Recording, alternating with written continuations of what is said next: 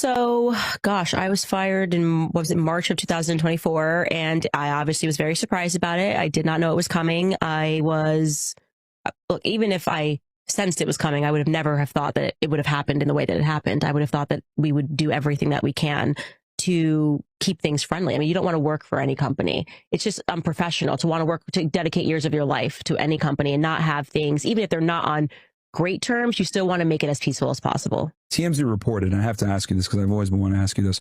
They reported that one of the reasons why they wanted to get rid of you is because you did the show with us. And when we talked about Jews, we hit the sound effect, the cha-ching sound effect, and that, I guess that infuriated Ben Shapiro. Is that true? Or I know where that leak came from. Okay.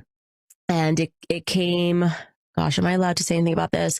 She no longer works for the Daily Wire, and I think she was behind that leak.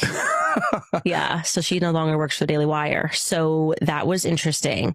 I can neither confirm or deny whether or not that is true. Okay. But what I will say is I would have never expected that sort of a PR. I mean, it's just the opposite of the way that I am. I mean, I've worked with several companies. I've worked with PragerU. I have obviously a lot of disagreements with them now, but I had a very peaceful working relationship with them. They treated me fantastically. I've said it 1,000 times. Like, what I think about them now and what their contributions are to what we're fighting, I could never go back and say like one bad word about how they treated me. They were really good employers and very communicative. I ever had an issue. I mean, I think my contract with PragerU was like 2 pages. I'm not even kidding. It was crazy.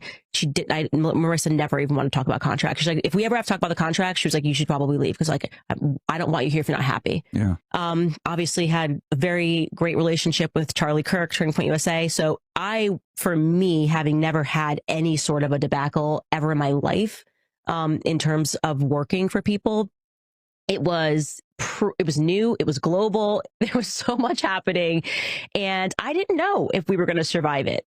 Genuinely, my husband and I, it felt like it's like trench warfare. Your every move, you're not even thinking about the implications. It's like, I just have to put one foot in front of the other and fight.